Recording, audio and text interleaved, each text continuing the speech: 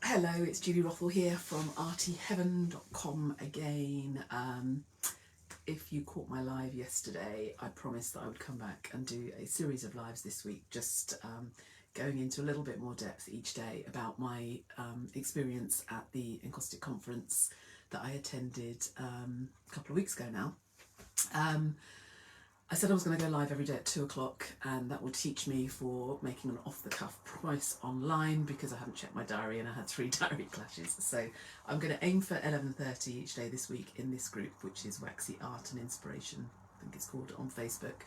But I will share it out and it will go out to YouTube. So if you want to catch live, or if you can catch it live, so I'm going to aim for 11:30 each morning, but otherwise just catch up on the replay.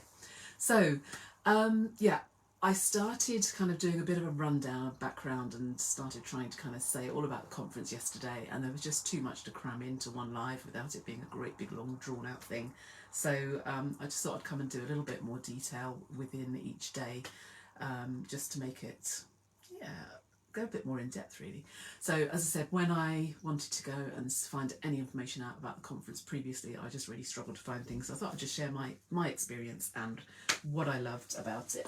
So actually, where shall I begin?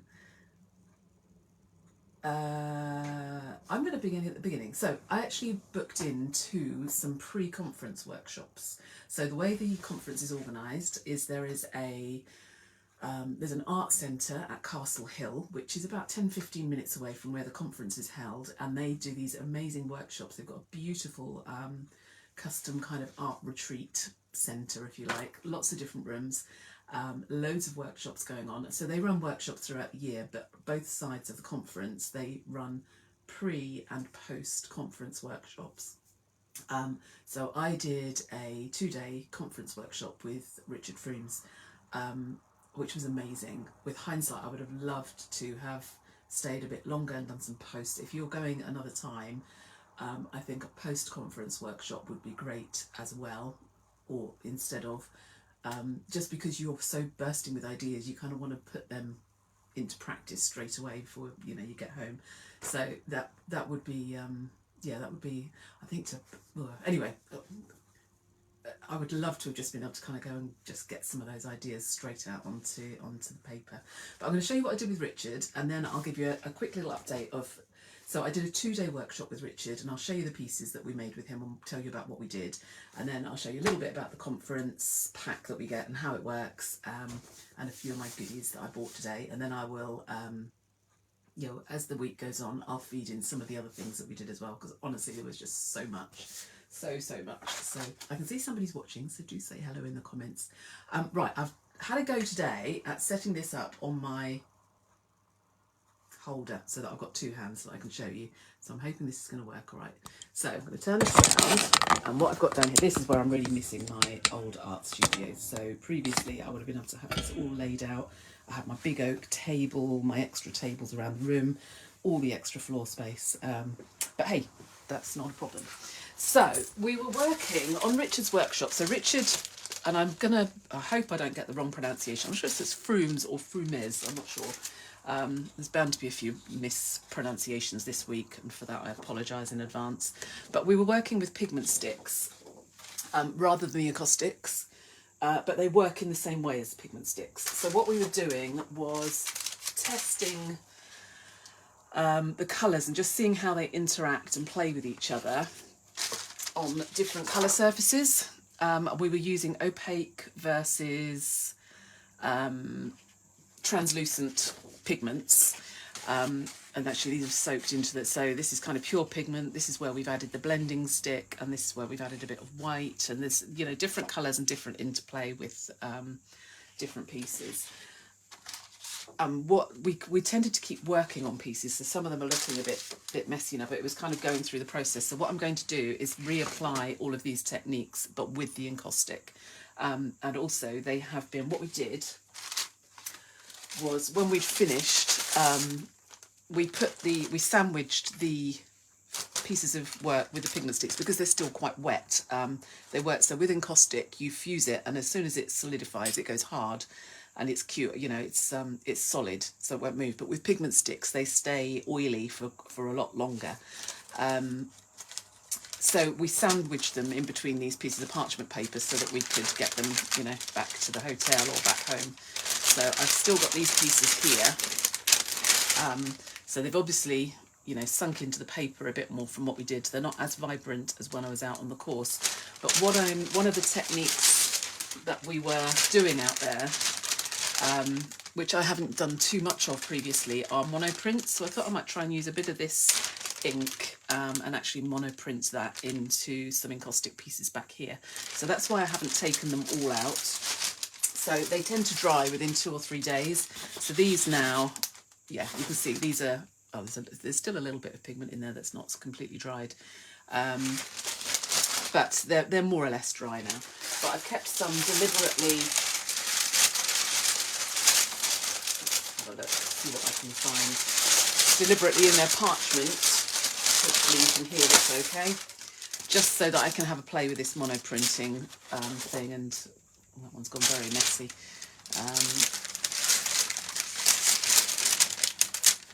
Yeah, so I'm going to have a play around with these and use these techniques within the encaustic. So that was, probably doesn't look so much to look at now, but it was a really, really fun workshop, and we were kind of looking at just how to bring the colours out, the interplay, and as I say, they have sunk in, because we were working on paper, they have kind of sunk into the paper a bit more and the colours have muted, but as I say, I'm going to do that with encaustic. So I did 2 days of this with Richard. I've got my, check this. I have been wanting an R&F apron for ages, and we got an R&F apron, so you can't get them in the UK. So that entertains me. Ooh. So, yes, so that's my, I'm going to get these out. I'm going to clear my table off, and then I'll start one at a time, starting to work on some bigger pieces of encaustic and start layering these pieces of the bits of pigment in, rather than just have them sitting here and going to waste. I'm going to use them. So I've got lots and lots in here.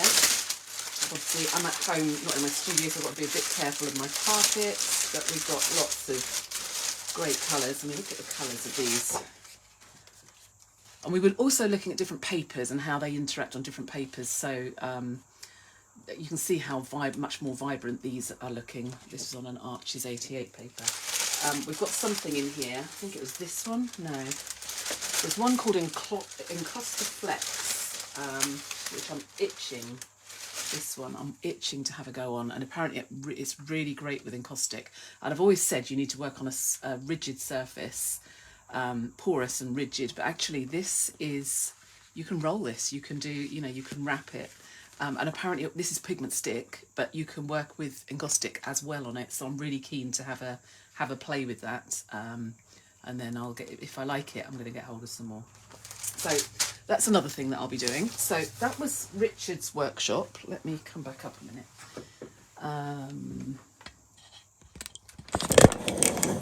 So yeah, that was my workshop with Richard, which was, yeah, he's such a lovely guy as well. He was really, yeah, great fun, great jokes, yeah, and it was just a really enjoyable, and to kind of just speak with the owner of R&F and, you know, be in that workshop with him was phenomenal.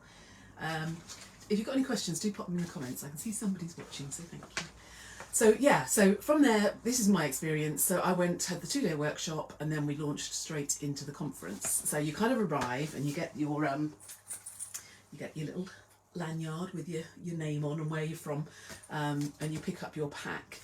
And as I said, I kind of really thought that the conference was going to be, you know, like we'd sit down, everybody would watch the same speaker all the time, but it wasn't. It was incredible. So every day, and before the conference, you choose what talks you want to go to.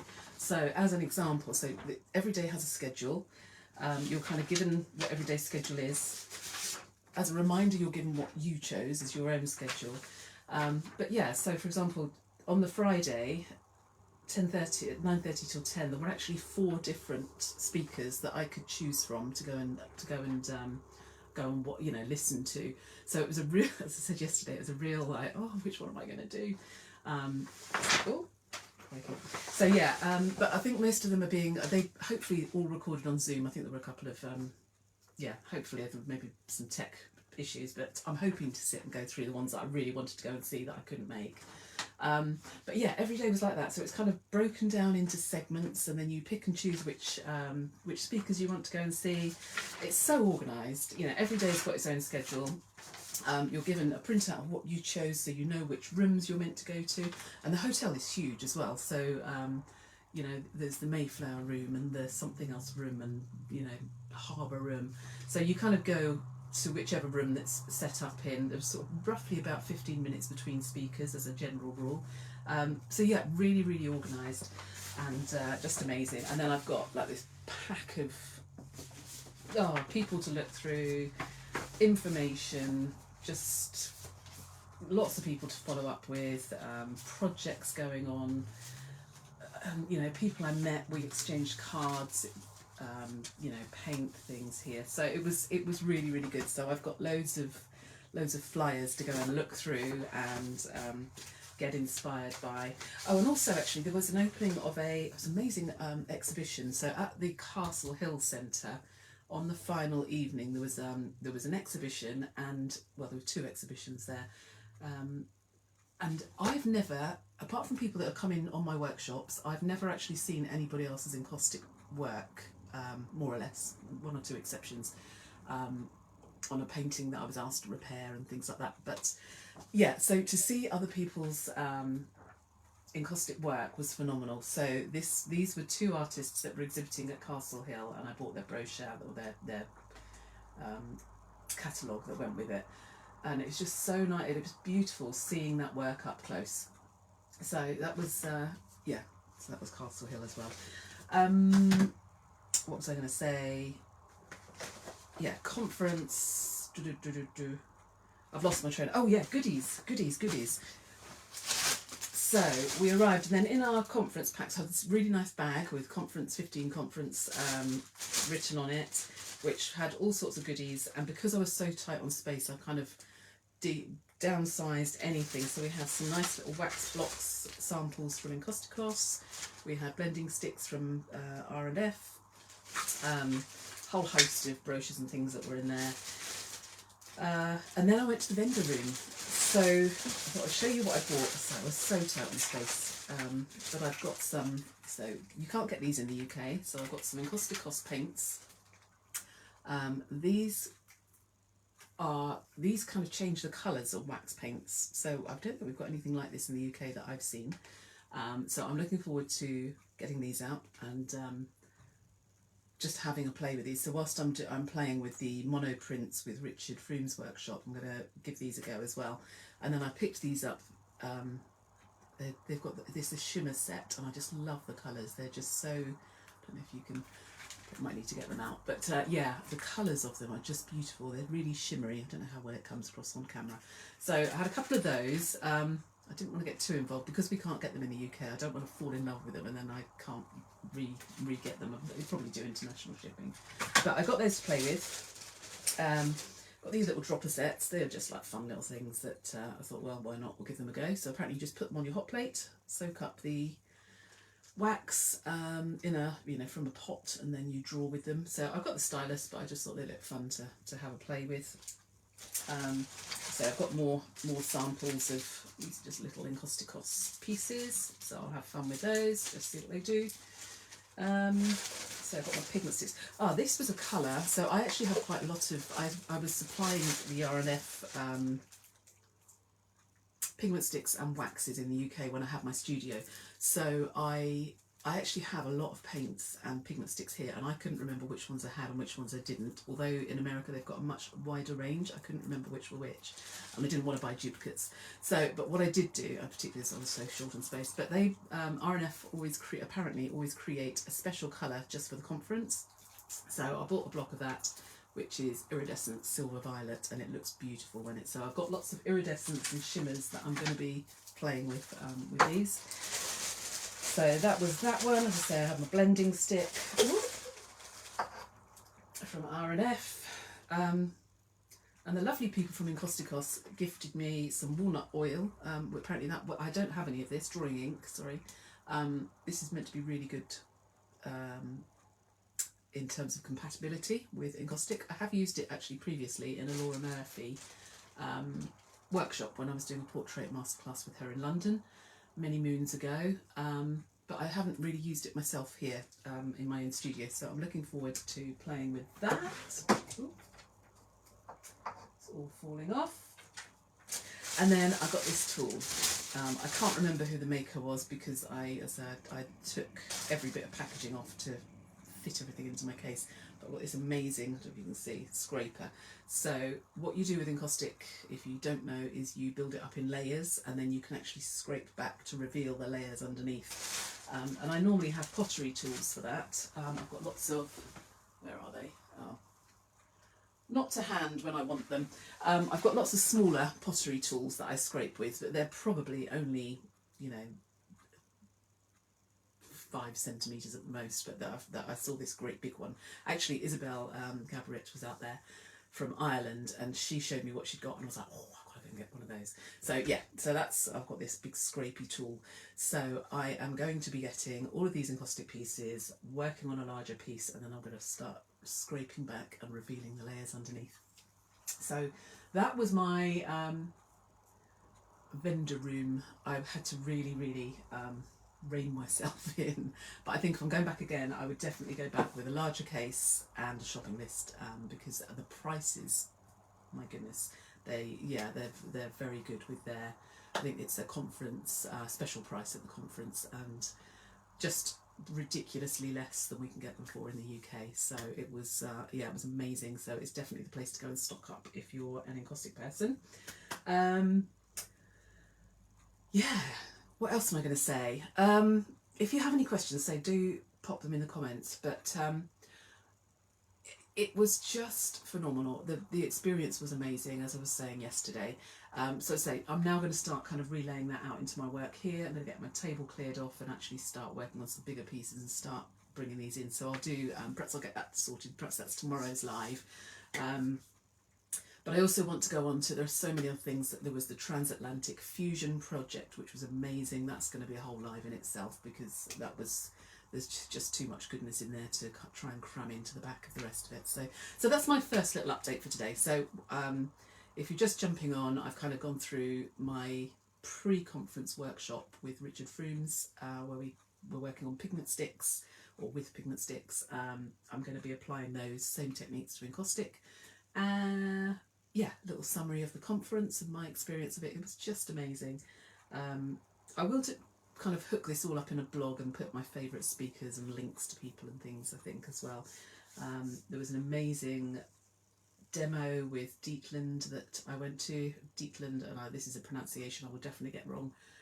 She works with RNF. And her surname's not coming to me. I know it's a 2-barreled surname, Van de Bright or something like that. I can't remember off the top of my head. That was I really enjoyed her demo. Pamela Bloom, amazing sculpture, kind of 3D sculpture workshop I did with her. So I'll kind of link a few of those up, and I'll add some visuals in and some photos as well. And sort of credit accordingly. But yes, and I did, just a few tips if you're going. I would definitely recommend staying at the Provincetown Inn as well. It was really good just to be able to nip back to your room for those 15-minute breaks in between, just to kind of regroup before you went out again. But yeah, really great experience. And also a lot of people were travelling on their own. I went out with a friend and she left a bit ahead of me. And I noticed there were a few people travelling on their own, but actually, a couple of people were saying they were really nervous to do that, but actually everyone was so friendly. If you were thinking to go on your own, and I've been looking at it for years at going on my own, it was so friendly. I didn't have any issues with, everybody spoke to everybody, chatted to you, asked where you were from, in my experience. It was really amazing. So that was really good. Any other top tips if you're going to go to the conference? My only top tip would be, so I drove down with my friend, we had a hire car, but during that week it's Pride Month in Provincetown and it was extremely busy, and I left a whole day to get myself back to Boston in the evening for a flight home, and I never dreamt I would have so many logistical issues getting from Provincetown to Boston, which is a 2.5-hour journey. I thought there'd be buses and, it'd be quite good transport, or I'd sort something out. But the morning ferry was booked out. It gets really busy, so if you are going, get yourself onto the correct ferry to get back ahead of time. Don't leave it to the last minute, as I did, because you'll find yourself stuck. There were no hire cars left, and all the flights were booked out as well. So I had more trouble kind of coordinating myself back from Provincetown to Boston to get my flight home, and I had a whole day to do it, than I did for any of the rest of the trip. So if you were planning to go yourself, that would be my top tip there, is make sure you've got your logistics sorted out, from wherever you come, if you're not driving yourself there and you're coming internationally, as I was. So anyway, I was in the end, again, and they have a big board at the conference, so if you've got any messages putting up, you put them on there. So there was a group for, if you're on your own, come and meet us, we're having dinner. I put a message up saying I need to get back to Boston, and I had 2 offers of lifts, and I got a lift back with a lady called Michelle, who was going back to Boston Airport, and it just all went swimmingly. It was wonderful, and I'm so grateful for those offers of lifts and everybody. And there's a post in the Facebook group that you can put things in as well. So they've really, I think the organisers of it really have kind of thought everything through so well, and only got praise for it. So there you go. That's my experience of the Encaustic conference. If you're thinking of going, those are my kind of insider tips. As I say, I will come back. I'm going to do some live painting this week as well, some of the things that I've learned putting into practice, but I will also talk about the Transatlantic Fusion project. I'll also talk about the postcard sale, and that was another thing that was amazing, and the Encaustic exhibition as well, whereby all the artists open up their bedrooms or exhibit in the lobby and bring their own work. What an experience that was, my goodness. So yeah, I'll do those on different lives so that this doesn't go on for too long. Anyhow, thanks to those of you who have jumped on and watched, or if you're watching this on replay. And I'll keep sharing more later in the week. So I'm going to aim for 11:30 each morning. Thursday I might be a bit late, but we'll see how we go. I'm just, busier week than I realised. So thanks for watching. Catch you soon. Bye.